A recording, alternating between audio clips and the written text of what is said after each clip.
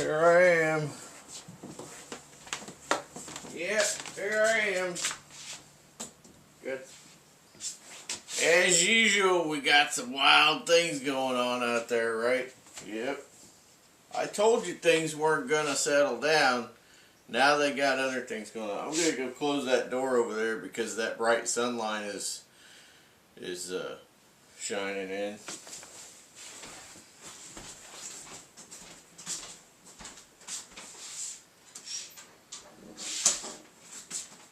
So, you know, they could not stop Trump from getting in office.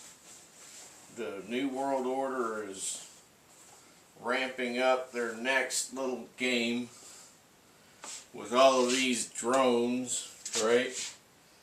We know that's what it is, because if the potato head in office says, we have a national emergency, we have to declare martial law, well, that's how they suspend the election. Okay. You know what? I mean, they are so predictable, man. They are like the devil and demons. So predictable. They have a modus operandi, or whatever you call it. You know, oh, well, I know exactly. They telegraph their moves. So, yeah, they telegraph their moves, man. Come on. Let me see here. I hope it's still here. Well, it looks like it's here. Well, we're going to go ahead and turn this on. It'll all be over by now. The experience I had last night, however, changed the way I feel about this story completely. What I saw was more sophisticated than I ever imagined. Take a look. 1, 2, 3, 4, 5, at least 5 lights, 6 lights. I didn't believe what I was seeing, but what was I seeing? We're here in central Jersey. We've been looking for the past hour. I think we've seen about 40 or 50 of these drones. In fact, there's one over my shoulder right there. Right there. One after There's one right there. These drones appeared in the night sky. If you look real close, they look like fixed-wing aircraft, about 8 to 10 feet wide, colorful, white lights. Definitely not an airplane, but what was it? Not an airplane. What was it? Hours earlier, I was in... Okay. I like to have fun with these things because, you know, they act like everybody's stupid. You know, that's the thing about the government. I don't know why it is, but the government always seems to just think that everybody is stupid. I mean, but here is the thing. There are a lot of dumb people in this country these days. There are. But there are a lot of intelligent people. And, you know, a few weeks ago that was proven. So, get a little slug of coffee here.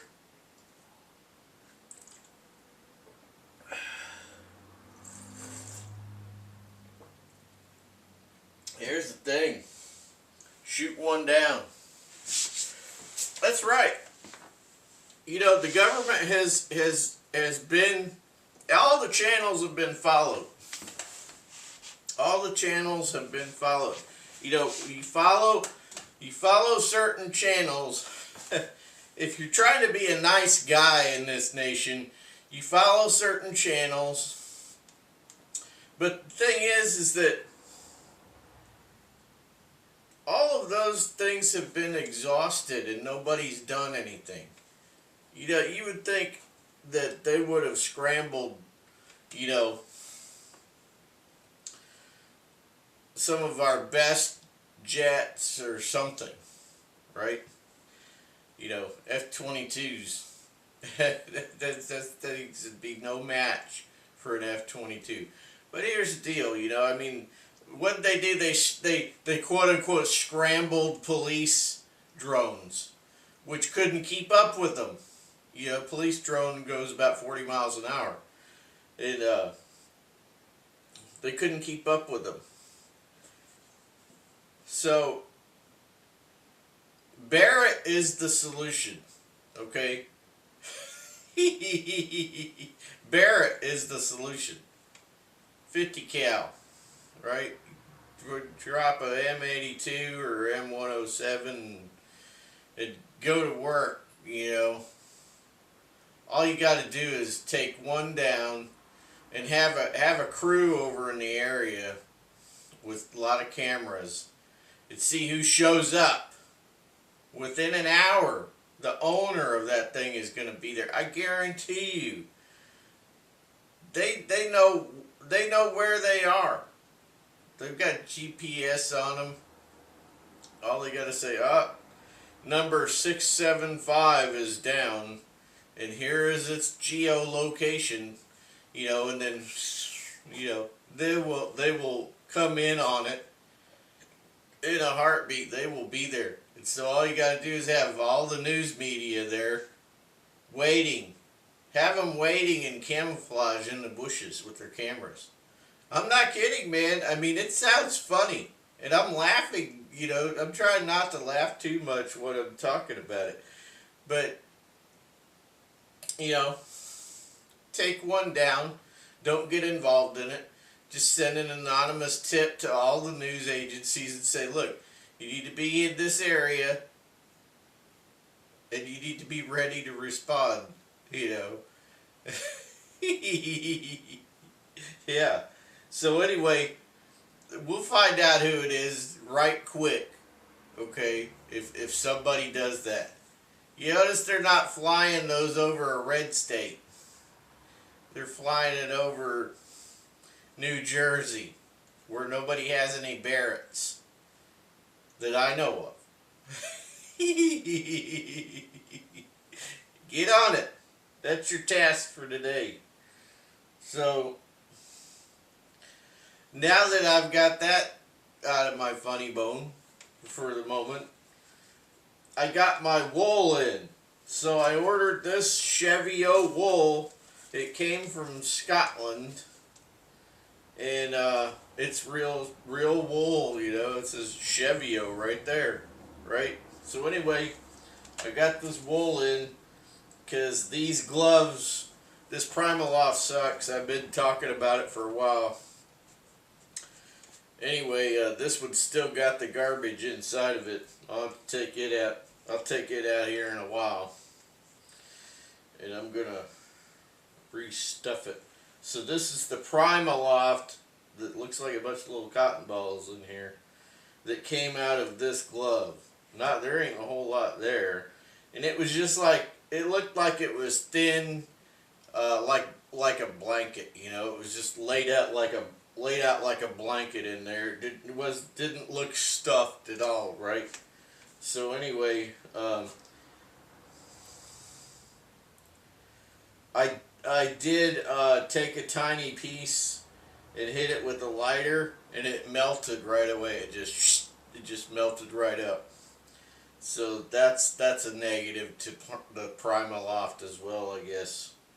It just melts instantly on contact with flame. Wool doesn't. We know that, right? So it will add some fire retardants to these gloves. Obviously not the shells, because these shells are probably all acrylic or something like that. But if my hand is enveloped in wool, right, underneath the surface, then if there's some kind of a weird accident or whatever, at least that wool will protect my hand while I'm getting the glove off as fast as possible. So yeah, let me go ahead and just open this box here. I was pretty excited when I saw the size of this box, because it's crammed in there, right? It's crammed in there, and if it's crammed in there, that means it's going to expand, right? So that means I will have a good amount of wool insulation to stuff my little gloves here, and I won't have to use any of this crap back in there as an extra filler. But yeah, this is the ball of wool, and I don't know what they call this. They have a special word for this ball of wool. in the wool industry, because you know I'm not in the wool industry. I've just studied wool as on my own time. Just studied the properties of wool and the types of wool and so on. This Cheviot wool is really good wool. This wool and Shetland wool are my two favorites. I mean, they got long fibers, right? So long and thick fibers. So the thickness of the fiber, this is the reason why you can see Filson double Mackinaw and Mackinaw coats from, you know, the 1940s and 1950s. You can still find them. I would love to find one without the lining, you know, in the older, heavier material. Because now it's 24-ounce material, which is ridiculous. They need to just walk away from that. That was a huge mistake. Just own up to your mistake, Filson. Walk away from that 24-ounce Mackinaw wool. Get away from it. If I had a lot of money, I would make wool coats. And I guarantee you, they would be, a lightweight one would be with 26-ounce wool, and the heavyweight would be 32-ounce wool, Mackinaw wool. I would make my own coats. I know exactly how I would design them, but you know, I'm just a poor old guy, and that's it. Unless I come into a lottery winning, those coats will only exist here, right? I just don't have the cash to do anything. I could probably mock something up, though. I mean, I have actually thought about getting a Mackinaw, just a regular Mackinaw, not a double Mackinaw, but getting a regular Mackinaw and then buying some wool material, Mackinaw wool. I am positively sure that I could not get what I wanted off the shelf somewhere. You know, I would want something heavy duty. And then turn around and add that to the Filson Mackinaw jacket. And then, of course, everybody would copy it. Yeah. But anyway, yeah. That 24-ounce Mackinaw, that's like tissue paper compared to some of the stuff back in the 40s and 50s. Now, when I was a kid, I had a wool coat. I'm going to tell you a real quick story here because I got like a minute. But I had a wool coat. Everybody had wool coats back in the old days. And since my dad was a hunter and trapper and stuff, he had also been in the Navy and had pea coat and all that stuff. I mean, he was very familiar with wool. Everybody was familiar with wool back then. You know, I mean, it was just an everyday thing. Not like nowadays. Anyway, I and my brother and some friends of ours, we were out goofing off in the woods, and I got chased by a deer. And there was an icy stream, and I ended up, all the guys ran across and ran, and then they got across the stream, and they didn't fall through. We were just in a hurry to get out of there because this thing was chasing us. Well, I was the last one because I was youngest and smallest, and I fell through the ice. I fell through the ice, and I was soaked. But I had that wool coat on. My legs and nether regions were cold, let me tell you. But we got home, and my mother was livid. And my dad just looked at me, and he says, "You all right?" And I said, "Yeah." And he says, "Wool coat keep you warm?" And I said, "Yeah." And he says, "Okay, well, just go get changed, take a hot shower, and you know, we'll just hang up your coat," and that was it. There wasn't even a big deal, you know. He taught me a few things about being in the woods. Come back in another one. We'll see you there.